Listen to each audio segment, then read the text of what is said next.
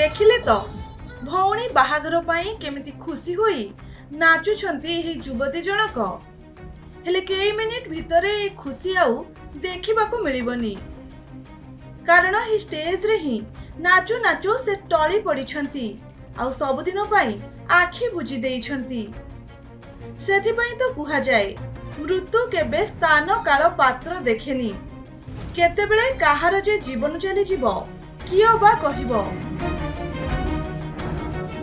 एही महिला जनक हेउछंती मध्य प्रदेश इंदौर 25 वर्षीय युवती परिणीता जैन। निज संपर्कीय भौणी बाहागर रे जोग देबाकू से विदिशा आसीथिले। भौणीर बाहागर पाई चलीथिला हळदी सेरेमनी, साजसज्जा भी सेमिति होइथिला।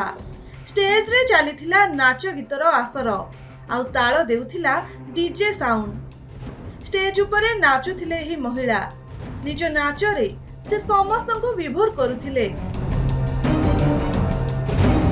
हेले केही किछि बुझिबा आगरु हठात से सेठारे तळी पडिले आ उठाइला बेलकु से संज्ञाहीन होई पड़ी रहिथिले। परिवार लोके तुरंत उठाई तांको मेडिकल नेइथिले, हेले सेठारे डाक्टर तांको मृत घोषणा करिसंती।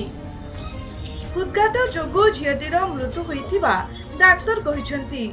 मध्य प्रदेश रु आसीथिबा एही वीडियो एबे सोशल मीडिया रे भाइराल हेबारे लागिछि। जे देखुछि से कहूछि जीवनर कौनसी भरोसा नहीं।